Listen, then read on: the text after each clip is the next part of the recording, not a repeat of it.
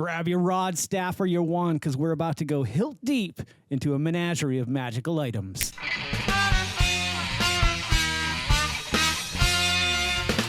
Greetings and welcome back to a fantastically magical episode of the Vodkast. I'm your host as always, DMJ. Today I want to talk about 17 uncommon magical items. Most typical uncommon magical items were left off this list intentionally. Of course, we all love a bag of holding. We know it has many uses. But I wanted to dig a little bit deeper and get into some of the items that we might skip over sometimes, or just not take the time to look into and read and see what they're all about. My initial goal was to find 5 uncommon magical items that both were fun, useful, and shall we say, multifunctional? Without further ado, let's dig into this list. And at number 1 is an item I had never read about before. It's called the Fabulous Gem. I think I just skipped over it because it sounded boring. Anywho, it can create counterfeit coins, up to 100 counterfeit coins that will last for 1 hour. They are detectable by magical means, so if somebody tries to determine that they are magical, they will figure it out. But wait, there's so much more to this item. Not only can you do that, but with a bonus action, you can cast Illusionary Fashion and change your appearance of clothing or armor. It is detectable, once again, by magical means. However, if you're just trying to get away from somebody in a crowded street, you could go from, grubby old clothes into formal garb. Just like that. Number 2 is the House of Cards. I'm always into items like this, items that can be thrown from the hand and create something larger than what left the hand. In this case, you can create a 40-foot cube shelter that's safe to stay inside. It's got very low hit points, so it's not something you're going to be able to hide in as it's being attacked by goblins or something like that. But it is something you can shelter in for 24 hours. And you only have to cast it within 30 feet of yourself. So it's a nice little way of not having to pay for a room at an inn for the night. Or if you're out on the road and it starts raining, boom, you throw down this deck of cards and you've got yourself a little shelter. Number 3 is the Necklace of Adaptation. Not only can you breathe in any environment, such as water, but you also get advantage on saving throws against harmful gases, some spell effects, and certain dragon's breath. I think this personally is better than all the other water-breathing items because of all the advantages you get with it. And there's another one on this list, but we'll get to that in just a little bit. So you find yourself in a situation where you're fighting a wizard and he throws up Cloud Kill. Oh shit, what am I going to do? I can't go through there. You throw on the Necklace of Adaptation, you're in. Need to go underwater? Throw on the Necklace of Adaptation, you can breathe just fine. I really dig this item. Number 4 is the Periaptive Health. I skipped over this in the Dungeon Master's Guide for so long just because I didn't want to learn how to enunciate it, and it sounded boring to me. Sometimes that happens as you're going down the list of items, and you're just like, yeah, I know they'll like some of this, they'll like one of these, one of those. Bag of Holding is a great example. But today I wanted to break the mold, and I pretty much read every single uncommon magical item, so I discovered what this thing does. This Periapt makes you immune from all disease. I almost think that's a little too powerful. And it goes a step further. If you're already infected with the disease, it will suppress the effects of that disease while you're wearing the necklace. That is so powerful. Think about like lycanthropy. I just happen to have in my game right now someone who is infected with that. All they need to do is find one of these, an uncommon magical item, and they're okay. They're fine. They're good to go. As long as it's a disease. I guess if it's a curse, it wouldn't work. Number 5 is the Ring of Water Walking. If you're into role-playing, this is a really fun item. It doesn't do much until it does. You never have to get wet again. Imagine yourself in the middle of the ocean and all of a sudden there's no breeze, but there's an island right there you need to get to. You're the character that can jump off of the ship and just walk to the island. See, now you're living the high life and they're stuck on the boat. And it's just cool to play Jesus. Come on. Number 6, Rope of Climbing. This one made it onto the list because I thought it was related to Rope Trick, which is a really cool second-level spell, transmutation spell. You create a rope, you can climb up it into a little interdimensional pocket for X amount of time. I can't remember how long it is. And that's what I thought the Rope of Climbing was. However, after I looked at the Rope of Climbing again, yes, it's really cool. It's a 50-foot rope, I believe, or a 100-foot rope. You can look it up. And it'll just go where you tell it to go, stay where you tell it to stay. If you tell it to knot itself up so that you can climb up it, it'll do that. It makes it really handy in a situation where you need to get somewhere that you can't normally reach. This is definitely one of those items that in previous games, I can't recall off the top of my head, but parties were able to use this to their advantage in ways that I never expect them to use. If you've ever used the rope for any other intentions than climbing, let me know in the comments below. Number 7 is the Slippers of Spider Climbing. I put this on the list for the DMs and not so much for the players. Players, it's a great item. However, I put this on here for the DM because I want you to think about the future for a minute. Allowing your players to walk on the ceilings or any surface wearing these slippers is very very dangerous.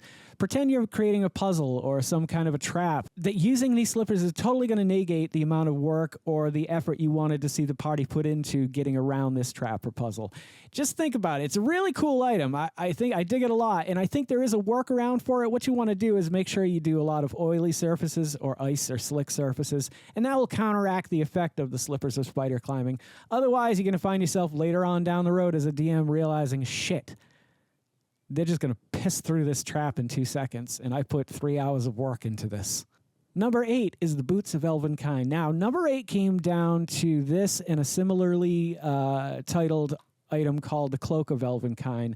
Also a great song by Marcy Playground. If you've never heard the song Cloak of Elvenkind, that was the reason why I bought that album. $6.99 at Strawberries around 1995. These boots move silently over any surface and give advantage to stealth rolls relating to moving silently. They are a great combination between the cloak and the boots, but if I had to make a decision, I would definitely go with the boots.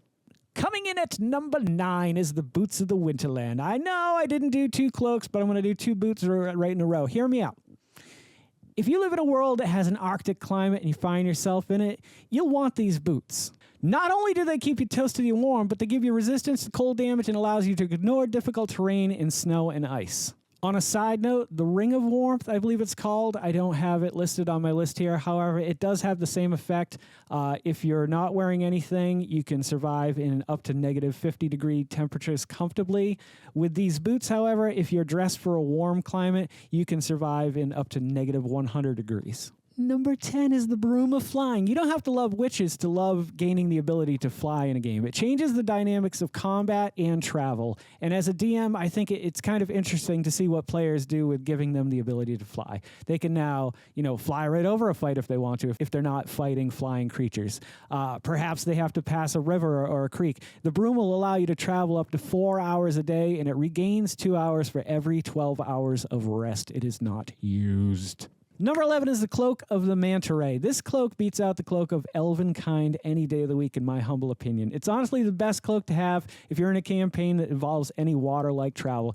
Even when you find yourself with safe passage by ship, this item allows you to go places that others can't in your party, and it allows you to do so unhindered with a swimming speed of 60. Tell him about the decanter.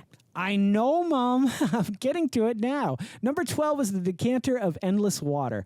My friend Artie was playing a satyr named Fabio once in an evil campaign we were playing together. And he, somewhere along the way, got a hold of this Decanter of Endless Water. And it has 3 features. It has a stream that produces 1 gallon of water, a fountain that produces 5 gallons of water, or a geyser that produces 30 gallons of water that gushes forth in a geyser 30 feet long, 1 feet wide, and as a bonus action while holding the decanter, you can aim the geyser at a creature you can see within 30 feet. The targets must succeed a DC 13 strength saving throw or take 1d4 bludgeoning damage and fall prone. Somehow the DM had allowed him to continuously flow water to this, and I believe, if I'm not mistaken, we may have drowned out the whole village. Yeah, it was an evil campaign. I'm not into those, really. However, I am going to be filming with Artie on Thursday night, and if I can get him to do an impression of Fabio saying geyser, I'll make sure I add it into the next episode of the Vodkast Does D&D.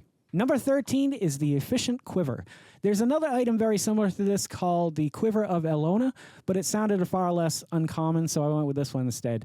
This quiver has 3 different compartments to hold 3 different length items. One is for bolts and arrows, one is for javelins and the like, and the third is for like longbows and things that would be extended a little bit longer. However, if you got a cool DM, you might be able to use that basically like a organized bag of holding, trumping the bag of holding in this case, allowing you to put maybe gold into one pouch, potions into another.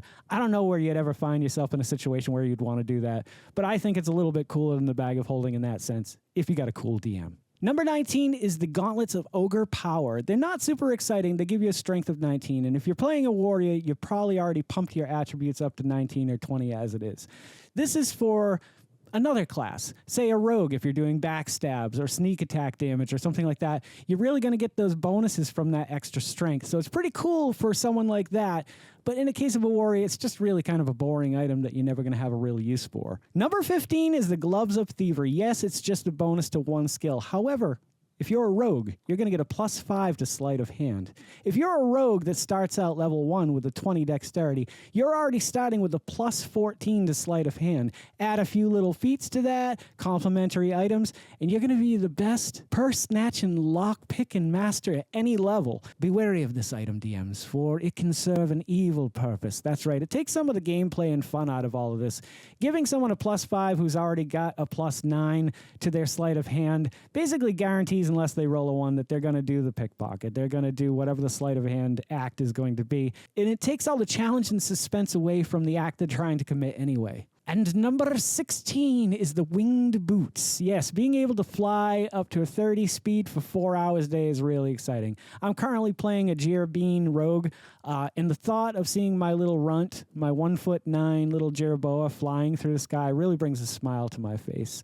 You know, what the world really needs right now is flying Jerboa. And finally, at number 17 is the boots of springing and striding. I added this just because of the character I was just talking about. Now, Jerboa, or Geycen rather, are able to jump 15 feet straight up or 30 feet straight out with a running start, I believe it is. They may not even need a running start for that. But with the boots of striding and springing, that triples that. So I could jump up 45 feet or out 90 feet. And I think that's pretty crazy to see this little tiny he's not that small, but a 1'9" character being able to jump 90 feet. How cool would that be? And that's going to wrap up my list for uncommon magical items for 5th edition Dungeons & Dragons. If there are any that you would have added to the list, please let me know in the comments below. And thank you for checking out the channel. And if you guys are loving the content I'm creating as much as I love creating the content that you guys are watching, would you please consider liking, commenting, subscribing, sharing, and hitting the little bell icon? Because it'll let you know every time I put out a new video. Don't forget to make somebody smile today and make yourself a better person tomorrow than you were today. Tomorrow, let's make the world spin a little bit happier and a little bit magical together. Let's sing and dance in the sun and in the rain as one, my brothers and sisters. Live life to the fullest and love every moment of it, because you just never know when that last moment's going to come for you. However, never live in fear of that moment. Always live in love, and never let your inner child die. Take care of yourselves, take care of one another, and take care of those around you who cannot take care of themselves, for they are the ones that need it the most. And if no one has told you today that they love you, the Vodkast loves you very much, just the way you are. All right, guys, do no harm. I'm Geycen Oliveira. This is the Vodkast, and I'll catch you guys a little bit further on down the road. Take care, my friends, and happy adventuring. Don't go to sleep with a catch it in your pocket.